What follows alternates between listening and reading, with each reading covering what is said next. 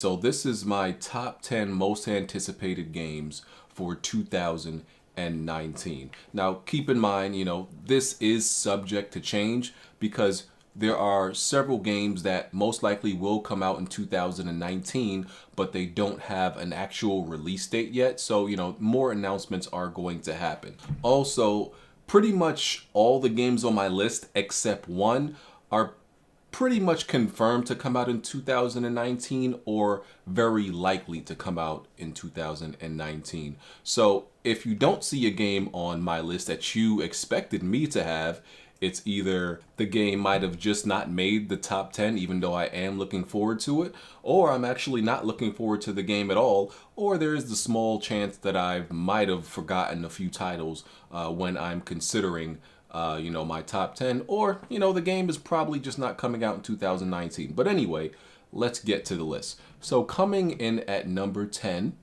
I have Control. Yeah, Control, made by Remedy Entertainment, which is pretty much just Quantic Break 2, because I like Quantic Break. I like the gameplay. I thought the game had a lot of potential that wasn't exactly reached, and I don't think a lot of things in the game were executed well. The game just felt underdeveloped. And when I seen Control, I believe it premiered at E3, I became very excited because I feel like this is just a vastly, I think it's going to be a vastly improved Quantic Break, because I think Remedy is going to take everything they learned from making that game and everything they did wrong and everything they did well, and that's going to turn this project into a much better game. I mean, that kind of sucks for Microsoft because they got the raw end of the deal. Quantic Break is essentially just like an experiment or like an early draft project prototype, and I feel like Control is going to be the final draft or just the better version of the game. So yeah, I just really like the gameplay of Control. It looks like it's gonna be a decent story, interesting plot. So yeah, Control is number 10. Number 9 is Code Vein. So everybody knows I love my Souls games.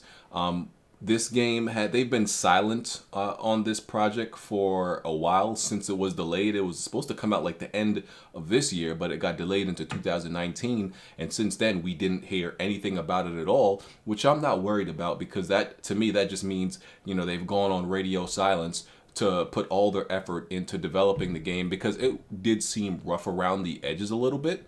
But everybody knows I love my Souls type games. Looks like it has some decent RPG elements. It has some good visuals. Y'all know I love me a challenge. I'm a masochist and everything like that. I think the presentation needed to be cleaned up a little bit, which I'm sure they're doing. This is a game most of these games I would say on my list, I would say most of them are multi-plats, and most of them I will be buying on PC, and even the early versions of this game did seem to be running pretty well.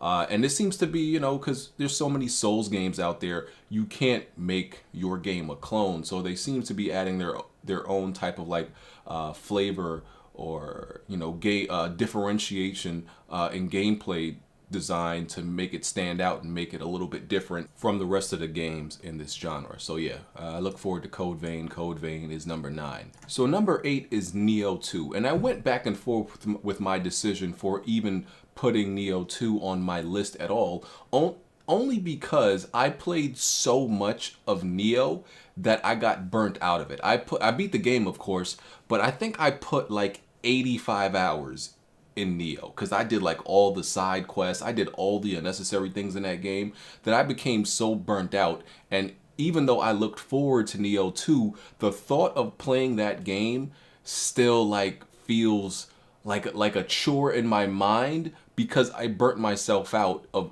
by doing all the unnecessary things in Nioh, and I didn't pace myself well. But when I really thought about it, no, I'm definitely excited for this game. Another Souls type game, but played a little bit more like a hack and slash, because it had all these different combos and variations with the weapons, and it made sense that the game played like, you know, almost like a fighter or a hack and slash with all these different moves and you know, combos, because it was made, you know, by Team Ninja. So of course all of that made sense.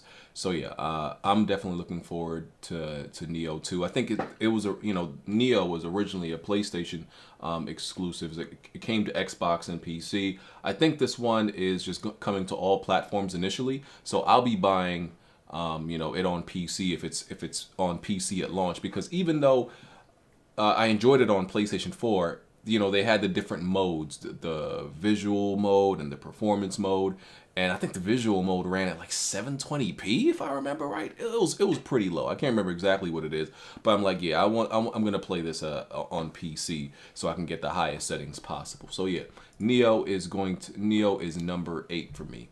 Number 7 is Gears 5. So I really enjoyed Gears 4. I had a lot of fun with it. And as far as like the campaign and the story goes, I want to see if they can up the ante a little bit, because I think that's what Microsoft needs, is, you know, for one of their games to prove that they can have a really engrossing story, a really, you know, memorable single player experience. Because, you know, Gears 4 single player wasn't bad, but it wasn't anything great, anything to write home about. And, you know, I think this single player does need to impress, and I want to see if they can, like I said, up the ante a little bit, go a little bit deeper in terms of the story, you know, with this second trilogy of the Gears franchise. I want to see who they can take it. You know, we were playing as JD in 4, and now we're playing as Kate, and it makes sense if you played 4 and beat the story. You know, it makes sense story wise for you to play as her in 5. And I don't feel like they fleshed out the new characters enough in 4. And okay, you know, that may be a little bit difficult to do in one game, but I hope they do a lot more of that in 5. We need to know a lot more about these characters. They gotta, you know, tell a better narrative, and build the lore a little bit more in this game, in the world of these new protagonists. And I had a lot of fun with the multiplayer. I'm honestly looking forward more of the multiplayer, because that's a game where we had a lot of fun in this community with, you know, with all the people I, you know, play multiplayer games with, you know, in Discord and everything like that. And there's been a severe lack of multiplayer games this generation that I've liked, at least, and, you know, that I've had fun with. So Gears is honestly probably is one of the few multiplayer games on my list. I think there's only like 3 multiplayer games on my list. So, you know, it's slim pickings this generation in comparison to the last generation as far as, you know, great multiplayer experiences. So Gears is number 7. Number 6 is Sekiro: Shadows Die Twice. So initially when Sekiro was first revealed, I wasn't impressed with it, because I'm like, I don't feel like they showed enough. Everybody was blown. Yeah, we know it's From Software is making it, and, you know, I trust them as a developer and everything like that, because, you know, they make a lot of the games that I like.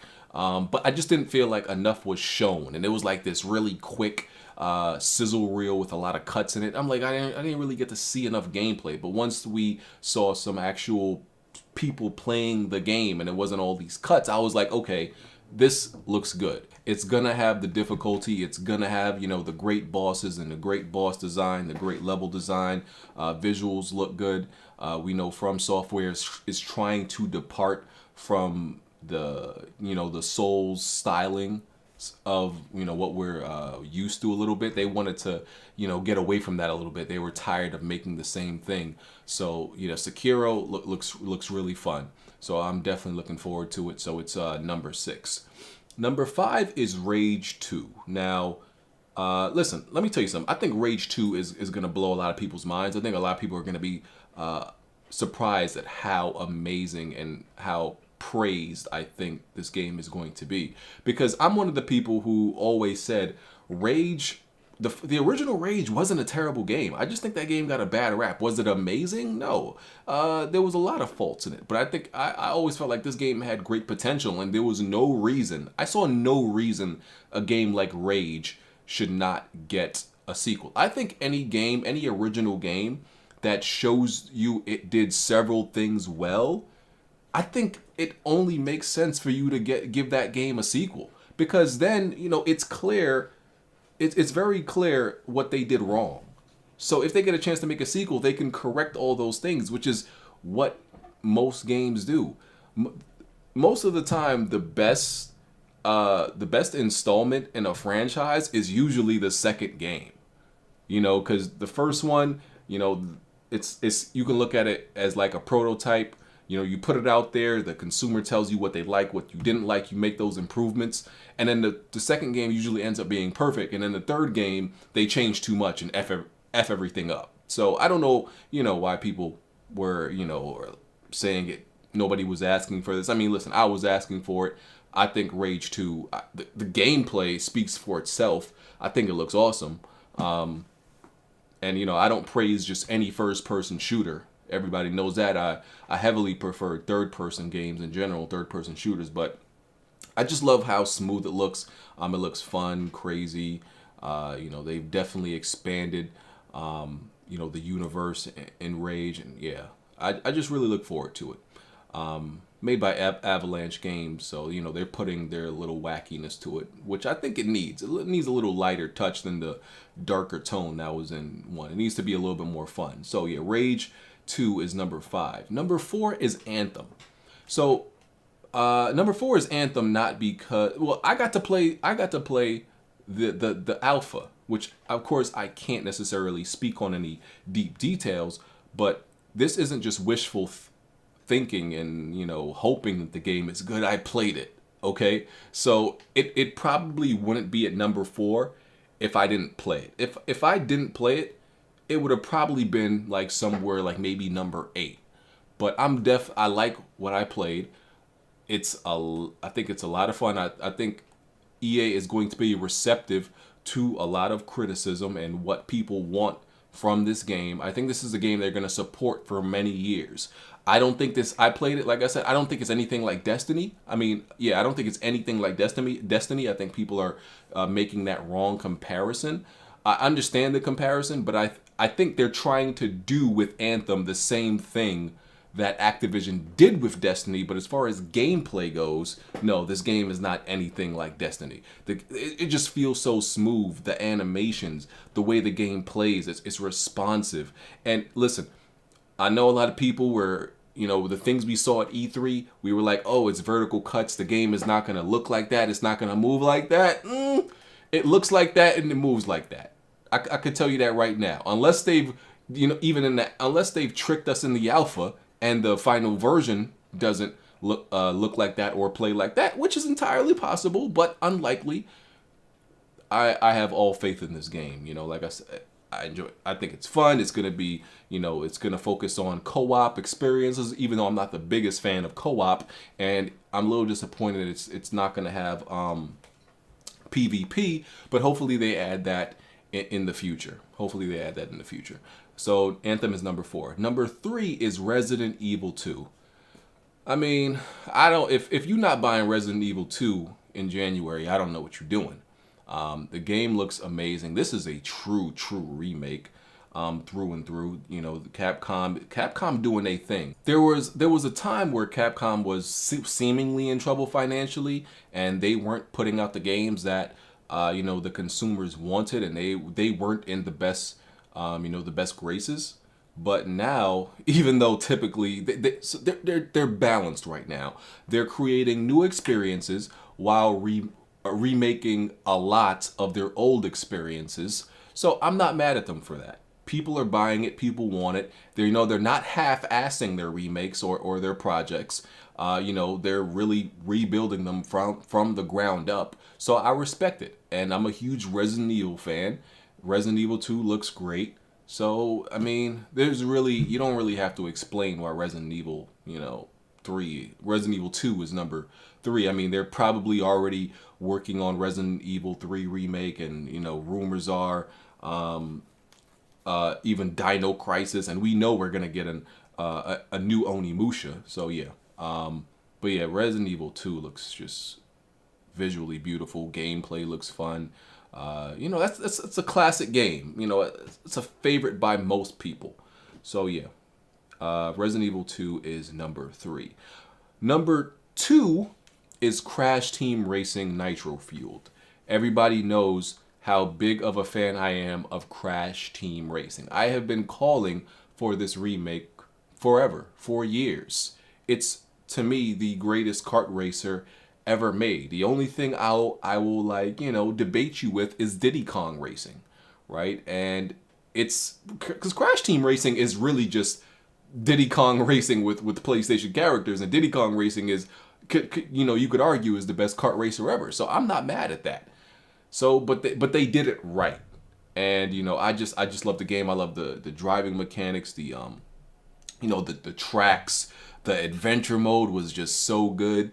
The drifting, the characters. I just love everything about that game. I must 100% of that game so many times when I was a kid. So, and I can't wait to play people online. I think that's the thing I'm looking forward to most. I just hope it feels like how it did all those years ago. So Crash Team Racing is number 2. Number 1 is The Last of Us 2. And I know the speculation of if this game is even coming out next year. I'm gonna go ahead and believe, put positivity up in the universe, in the atmosphere, and believe this game is coming out 2019. I believe if Naughty Dog grinds it out, they can get this game out by September. That studio is huge. They have all the resources, all the personnel. They can get anything from Sony they need. So if they need to go on like a real hiring spree real quick to meet the deadline for this game, even though Sony's not going to rush them, I'm sure they're not going to put out a product unless it's ready. I think they can do it. I think this game can absolutely come out in 2019. If it's not, then it comes out spring 2020. But like I said, I'm gonna believe for right now it's gonna come out this year. But I'm still like shaky about that because I still feel like we haven't gotten enough gameplay. If we don't get like a good amount of gameplay halfway through 2019, it's definitely not coming out this year because we still haven't really seen much infected gameplay. We still haven't seen the multiplayer. All these things need to be finished well ahead of time. They probably, honestly, well, they don't need to put out a beta for the multiplayer. They didn't last time, but might be a good idea. But yeah, that gameplay we saw at E3, where we finally saw some real gameplay with Ellie and just how advanced this game looks. Yeah. And even though I criticize the original Last of Us, I always say Last of Us is, to me, Last of Us is not a masterpiece. I always said this game lacks things that I believe when the sequel comes out, they will improve on, and the sequel will be a masterpiece. That's what I always said.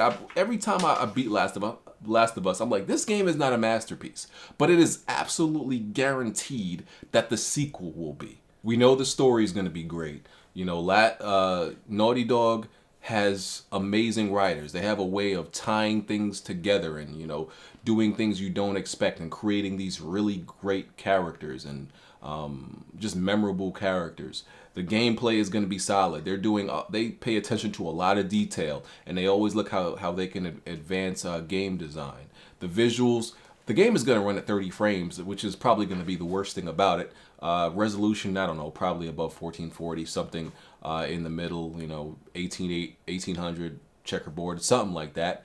But it's going to visually look stunning. And I don't know of anything. It's probably, listen, I'll even go right now to say that Last of Us might win Game of the Year if it comes out 2019. I don't know. I can't think of anything right now that could absolutely compete with Last of Us for 2019, but it's possible because, like I said, I only got a few games in my head right now, and more games could be announced. So yeah, Last of Us is number 1. Honorable mention, I'm gonna give 2 honorable mentions. Days Gone didn't make my list because even though I'm looking forward to it, it still doesn't like provoke a lot of excitement for me. It's a day 1 for me, but Days Gone just didn't provoke too much excitement for me. And also Devil May Cry is an honorable mention. It kind of was on my list, but I had to choose between like pretty much games like Sekiro and Neo 2 and Code Vein knocked Devil May Cry off the list pretty much, which is understandable and respectable. So yeah, those are 2 honorable mentions. There's Might be a few more, but I'm gonna keep it at that. So yeah, those are my top 10 most anticipated games for 2019. Let me know y'all list in the comment section. Thank you for watching. Make sure you hit the like button. Make sure you hit the notification bell so you can know anytime I go live. And yeah, appreciate y'all support watching the video. Make sure you hit the like button like I said. Follow me on Twitter and let me know what y'all think. I'm out of here. Peace.